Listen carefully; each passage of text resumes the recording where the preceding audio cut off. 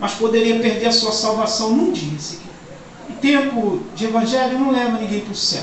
É a perseverança no evangelho que vai nos levar para o céu. E eu glorifico muito o nome do Senhor por esse tempo no caminho dele. Como você, como eu, como todos nós passamos muitas dificuldades na nossa vida. Cada passo que você dava em caminho para o evangelho, para a casa do Senhor, para a obra de Deus, lá na frente havia ciladas e armadilhas de Satanás com retaliações para tentar de alguma forma te parar. Mas você conseguiu, você foi vencedor. Os seus passos sempre eram dados com confiança no Deus. Você dava passos, sim, para a caminhada na presença de Deus, mas passos que lhe fortaleciam, não tiravam e abatiam a sua fé. Porque a nossa caminhada nesse tempo que nós estamos vivendo, principalmente nesse tempo de agora, onde precisamos focar muito as mensagens para a salvação, é um tempo difícil, é um tempo que a Bíblia fala dos tempos difíceis e eles estão aí, né? Se você analisar bem, a apostasia já adentrou, já está predominando no meio dos evangélicos. Muitas pessoas já não têm mais força para caminhar para a casa do Senhor. Isso é uma apostasia. Está apostatando-se da fé. A fé ficou esvaecida. A fé ficou desanimada. A fé não tem mais motivação. E nós estamos vivendo um tempo difícil. Pastor, eu escuto isso. Eu já ouvi falar de mais de 2000 anos atrás, mas desde quando antes de aceitar Jesus, já ouço isso, que os tempos estão difíceis. Só que agora, eles estão mais difíceis ainda. Muito mais difíceis ainda. Se você saiu de casa de uma maneira bem espiritual, quando você saiu do teu portão, você começou a contemplar a volta de Cristo. Cada momento da nossa vida, onde nós olhamos, aonde nós passamos, o que nós vemos a volta de Cristo. Jesus Cristo resplandecendo em certas situações que a gente vê a volta de Cristo. Amém? Mas eu te digo uma coisa nesta noite. Continue firme nos caminhos do Senhor. Continue firme. Aleluia. Eu falei, não sei onde foi essa semana, que bênção de crente, ela não está no começo, nem no meio. Ela está no final. Né? No meio você pode escorregar. No começo, então, nem se fala. Mas no final, você pode ser considerado mais que vencedor. Amém? Esse texto aqui é um texto que todos os evangelhos conhecem. Conhece ele de có e salteado. Mas é uma palavra que é viva. É uma palavra que é eficaz.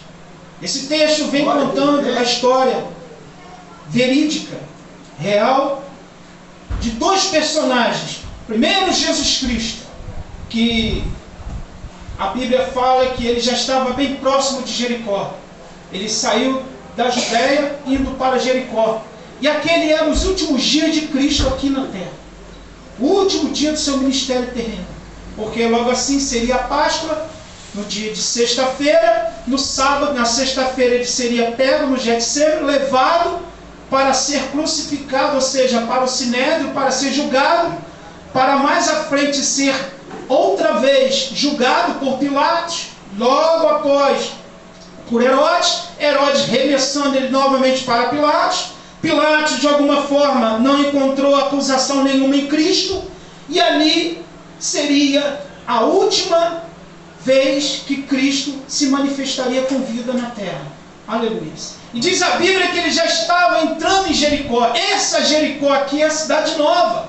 É a cidade do tempo de Herodes, do tempo de Pilatos, porque havia uma cidade antiga. Quem já ouviu falar daquela cidade de Jericó, que Josué rodeava por ela, que ela foi destruída, não ficou pedra sobre pedra daquela cidade. Essa cidade de Jericó aqui era uma cidade totalmente diferente. Quer ver? Eu vou te dar um exemplo. É como você sair da roça e ir para Copacabana, Ipanema, Leblon. A cidade de Jericó aqui era uma cidade portuária, uma cidade que ela tinha um movimento grande de rota, de entrada e saída, de várias carruagens reais. E essa cidade era uma cidade onde todos gostariam de viver, porque era uma cidade que tinha o seu PIB, né, que fala, né? É PIB que fala? PIB, eu acho que é PIB que fala, não é isso? Que tinha o seu PIB altíssimo, era como aqui Maricá. Maricá tem um PIB altíssimo, não é isso? Então todos gostariam de viver naquela cidade, porque era uma cidade que daria recursos para todo tipo de sobrevivência. E a Bíblia fala que Jesus Cristo, ele vai entrando bem perto de Jericó. Mas bem perto por quê? Bem próximo de Jericó também havia um homem chamado Bartimeu, filho de Timeu, que era pego todos os dias e posto ali bem próximo da entrada de Jericó. Uma coisa interessante que ele não via, mas ele ouvia. Todos sabem disso, todos conhecem esse contexto, que ele via, mas não ouvia. E o que mais me chama a atenção é que Bartimeu, sentado ali à beira do caminho, como eu estava um dia, como você estava um dia, como todos nós estávamos um dia, quando Jesus passou, aleluia, eu era cego, tu era cego, nós não enxergávamos, e Jesus passou, pegou você pela sua mão, me pegou pela minha mão, e me deu vista para ver. Assim Jesus Cristo, ele passa por Jericó, e ele encontra ali Bartimeu, filho de Timeu. Muitas das vezes nós ficamos tentando entender essa questão de Bartimeu, filho de Timeu. E muitas das vezes nós queremos tentar um recurso de saber por que Bartimeu, filho de Timeu. Ele tinha pai? Tinha sim um pai. Há um homem chamado Josefo, que ele escreveu em seus escritos que Timeu, sendo ele pai de Bartimeu, ele era um soldado romano, ele lutava a favor de Roma, dava muitas vitórias a Roma, era um soldado de uma militar de um lugar da Judéia, e esse soldado, ele se aposenta naquela ocasião. Isso não é texto bíblico não, ele se aposenta naquela ocasião, e nessa aposentadoria dele, ele fica bem numa aposentadoria. Só que Roma, quando agora cresce, quando Roma começa a crescer a cidade, como é essa cidade de Jericó, esse homem, Timeu, pai de Bartimeu, ele está aposentado. E ali, o Império Romano, ele invade a cidade e faz com que todos que estavam ali, vivendo de uma vida dissoluta, teriam que pagar tributos a César. E ele recusou isso porque há muito tempo ele foi a favor do Império Romano, e por esse motivo ele sitiou ao Império Romano, e por ele sitiar, ser contra o Império Romano, mandaram matar ele. E foi crucificado, porque todos que se levantavam contra o Império Romano, a morte era a crucificação. Jesus Cristo, ele não se levantou contra o Império Romano. Acusaram ele sim de estar se levantando contra o Império Romano, dizendo ele ser rei dos judeus. Mas Timeu, ele se levantou contra o Império Romano. Então ele foi dado o castigo de pena de cruz, morreu a morte de cruz. E ali naquela ocasião, todos que sitiavam Roma, todos que eram ao contrário do Império Romano, eles iriam levado à morte de cruz. E conta-se que o Império Romano, para exterminar totalmente aqueles que se levantavam contra o seu próprio império, mandou que matasse todos aqueles que eram parentes daqueles que estavam tentando se levantar contra o Império Romano. E Bartimeu, filho de Timeu naquela época, conta o historiador que pegaram esse jovem, ainda criança, arrancaram-lhe a vista dele, e ele se tornou cego. Motivo qual? Para que ele não viesse transgredir contra o Império Romano, assim como seu pai Timeu fez. Aleluia. Aleluia. Bendito é o nome do nosso Senhor Jesus. Glória a Deus. Aleluia. Por trás de uma história tem uma história que move o nosso coração. Esse jovem cresce e vive a vida dele toda dependente de alguém, de uma esmola. Porque todos nós sabemos que pessoas acometidas de qualquer tipo de enfermidade, na época de Cristo, ela tinha que ficar enclausulada, ela tinha que ficar afastada da sociedade. Lembra-se da mulher do fluxo de sangue? Por ela ver o fluxo de sangue, ela teve que ficar fora de Jerusalém, enclausulada numa casa durante 12 anos. Aleluia! E aquela mulher toma uma atitude de sair de dentro daquela casa após os 12 anos, porque ela ouviu dizer que Jesus Cristo ia passar. Há muitas pessoas, irmão, enclausuladas dentro de casa, preocupada, prostrado, parado, talvez até preocupado com essa pandemia que surgiu aí, que ainda está surgindo. Mas Jesus Cristo, ele manda dizer nesta noite, se ele está passando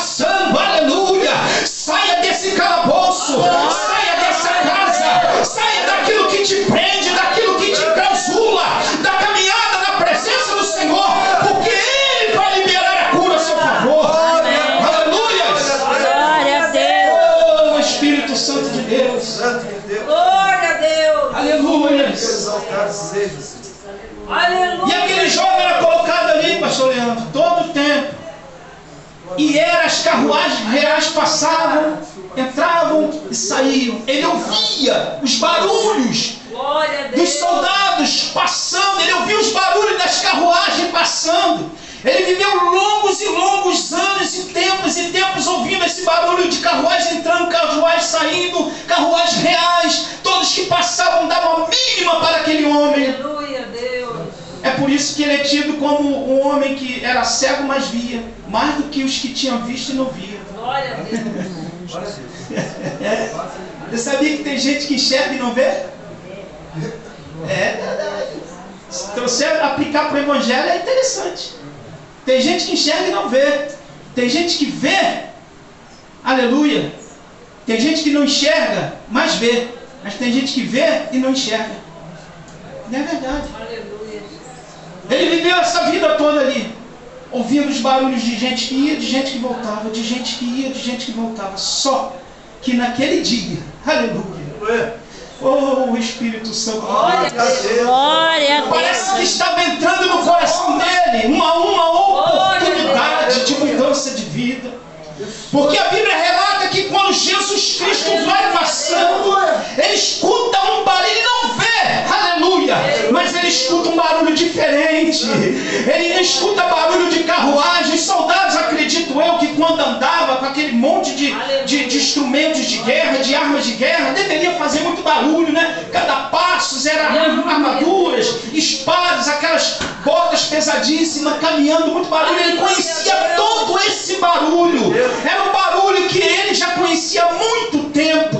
Mas naquele dia que as Escrituras Sagradas diz aqui, nos primeiros versículos, dizendo que aconteceu que chegando até ele perto de Jericó, estava um mendigo sentado. Acontecendo que ele chegando, olha, ele nem chegou em Jericó, ele perto de Jericó. E todos nós sabemos que com Jesus ele não andava sozinho. Havia uma multidão de pessoas que andavam em sua volta, talvez até religiosos, pessoas em busca de alguma coisa, mas não de segui-lo, mas só de alguma coisa, porque infelizmente existem muitas pessoas que servem a Cristo pelo que ele tem para dar, está nos caminhos do Senhor porque ele tem alguma coisa para dar. Muitas pessoas não querem servir a Cristo por ele, pelo que ele é, o que ele pode fazer para nós. Escuta uma coisa, irmão, sirva a Cristo porque ele pode fazer por você, não porque ele vai fazer, porque talvez ele possa fazer, mas sim porque ele vai fazer sim. Aleluia. Aleluia.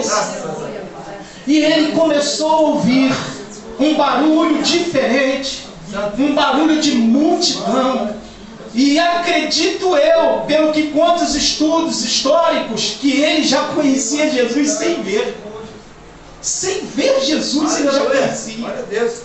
Tem gente que vê Jesus todo dia, mas não consegue conhecer ele. Ele mesmo sem ver, ele já conhecia. Escuta uma coisa que eu vou te falar. Glória a Deus. Já eu vou te revelar porque ele conhecia sem ver. E quando Jesus passa, ele escuta um barulho diferente. Ele não escuta barulho de carruagem, ele não escuta barulho de pessoas ali batendo palma para os reis que passavam, que vinham de um lugar para outro, porque Jericó era uma cidade de passagem. Para qualquer lugar que tivesse que ir, você tinha que passar por Jericó. E diz ali as Escrituras Sagradas que ele escuta um barulho diferente, um barulho de multidão, porque Jesus, onde ele vai, ele arrasta a multidão. Há uma multidão aqui nessa noite. Amém, Jesus. Ah, pastor, não tem tanto, tem uma multidão aqui sim. Aleluia. Sabe por quê? Porque ele está aqui. Se ele não estivesse aqui, não teria ninguém aqui não. Aleluia. Amém. Você acha que alguém estaria aqui sem saber que Cristo estaria aqui, amado? Talvez sairíamos procurando ele em algum lugar, mas aqui ele não está, mas ele está sim, porque tem uma multidão. Aleluia. Ele escuta o barulho de multidão. E é interessante que a palavra diz que ouvindo que estava ali cego sentado junto ao caminho, mendigando. Aleluia. E ouvindo passar a multidão, perguntou quem era, ou seja, que é aquilo. Ele pergunta o que é aquilo. Aí disseram para ele: que era Jesus o Nazareno. Glória, glória, glória a Deus. Aleluia. Sabe quem diz para ele que é Jesus de Nazareno? A multidão.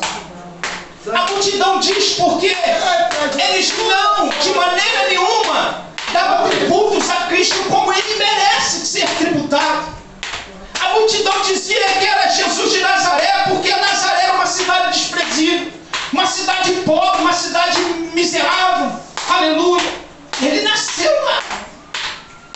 Aliás, ele cresceu em Nazaré. E quando dizem para ele, quem diz é a multidão. Só que a multidão estava muito equivocada, porque o mendigo via o que eles não viam. Aleluia. A multidão começou a falar para ele: olha, é Jesus de Nazaré. Aí escuta uma coisa que o mendigo fala, o Bartimeu fala. Aleluia. Não é Jesus de Nazaré, é Jesus, o filho de Davi, porque ele sabia do Messias, do nascido da tribo de Davi. Ele conhecia. Escuta uma coisa, é por isso que eu disse que tem muitas pessoas que dizem conhecer Jesus, mas não conhecem, simplesmente porque ele conhece, porque ele fez alguma coisa. Não, nós o conhecemos porque ele sim é o autor e consumador da minha vida, da sua vida. Ele é o autor e consumador da criação dos céus e a terra. A Bíblia diz que ele é o verbo e o verbo está nele. A Bíblia diz que ele é o caminho, a verdade e a vida, que ninguém vai ao Pai se antes não for a ele. Ele é o autor da sua vida nesta noite. Ele está aqui em nome de Jesus para quebrar toda a maldição de enfermidade na sua família, para te trazer a vitória em nome de Jesus Cristo.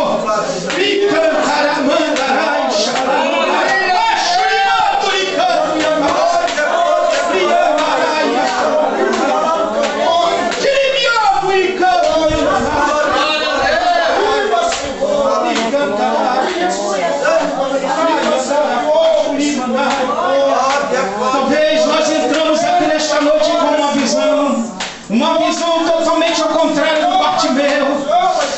Aleluia. Não pense que ver, aleluia, é o suficiente para crer. Primeiro você precisa crer, aleluia, para depois ver. Não viemos ser como ali aquele homem, louvado seja o nome do Senhor Jesus, aquele homem que um dia, quando Jesus Cristo, ele ressuscita Tomé, como Tomé, Jesus Cristo ressuscita, ele vem à casa juntamente com seus discípulos, estavam todos reunidos, e ele mostra onde foi gravados os pregos para todos. Só que Tomé não estava naquele dia. Diz a Bíblia que Jesus Cristo voltou a visitar aquela casa em outro dia, e Tomé lá estava, e Tomé se aproximou. Jesus Cristo falou: Tomé, tu só creste porque está vendo. Eles, aleluia, eles não viram, mas creram, aleluia. Você precisa, em nome de Jesus Cristo, nós precisamos crer para ver. Aleluia. Esse negócio de ver para crer é o evangelho que se prega, é o evangelho contrário da fé. É, pastor, é o evangelho contrário da fé, meu irmão Marcos. O evangelho da fé é aquele que você não precisa ver para crer. Os Hebreus falam no primeiro versículo que a fé é o firme fundamento das coisas que não se vê, mas a convicção dos fatos que se espera. Bartimeu estava ali com essa fé, ele não via, mas ele cria. Aleluia. Quem passa, quem está passando, é Jesus de Nazaré. E detalhe, para ele dizendo: não é Jesus de Nazaré. E ele diz: olha, não é não. Eu conheço este homem, eu já ouvi falar deste homem. Ele é Jesus, o filho de Davi. Aleluia!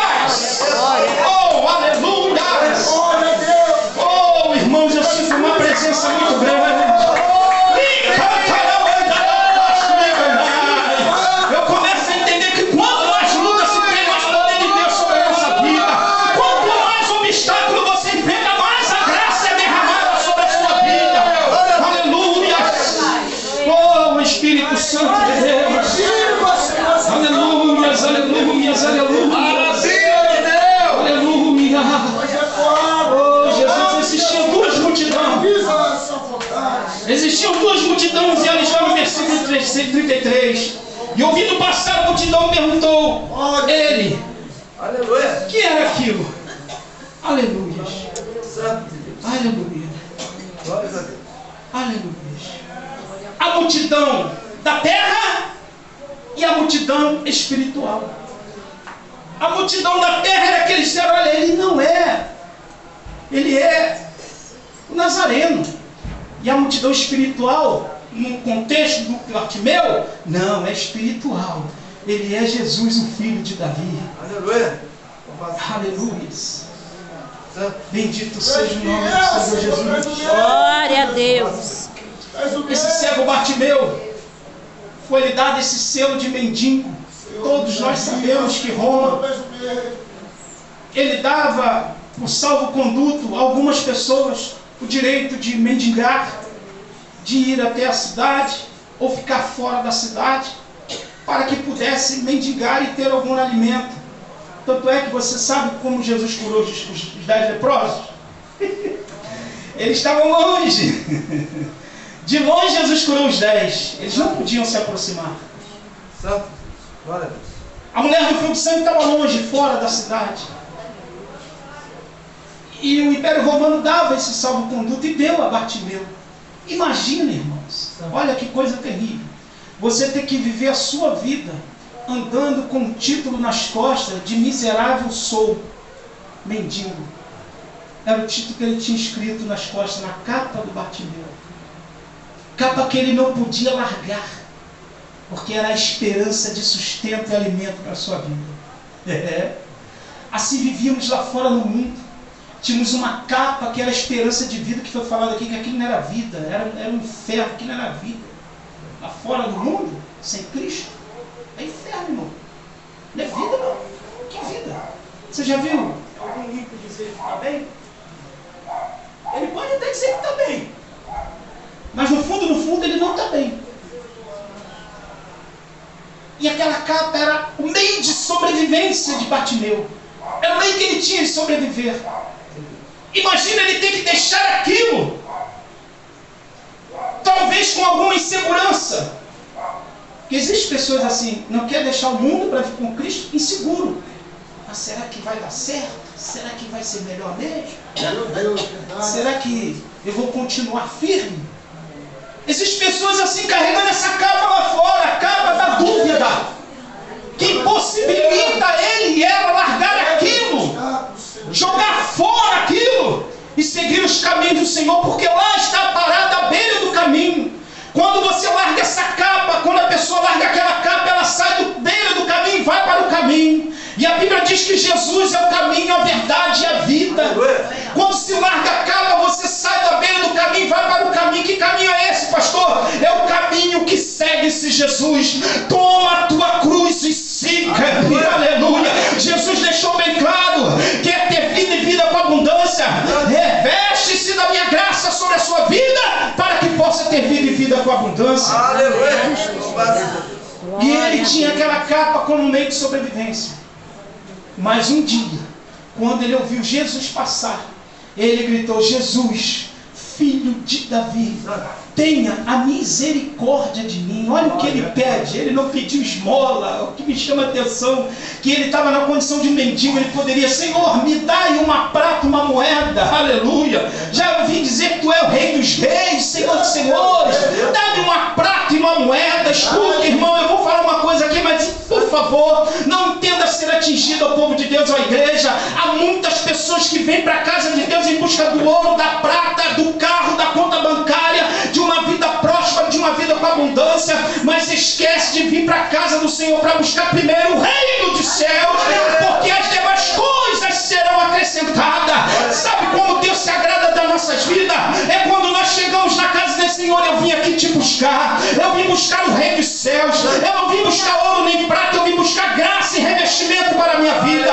Não existe nenhum crente que permanece de pé sem a graça e o poder de Jesus Cristo na sua vida. Por isso eu te digo nesta noite: busque primeiro o reino dos céus e as demais coisas serão acrescentadas. Ele podia pedir uma prata, ele podia pedir um ouro, mas ele resolveu: Senhor, dai-me a tua misericórdia. Aleluia.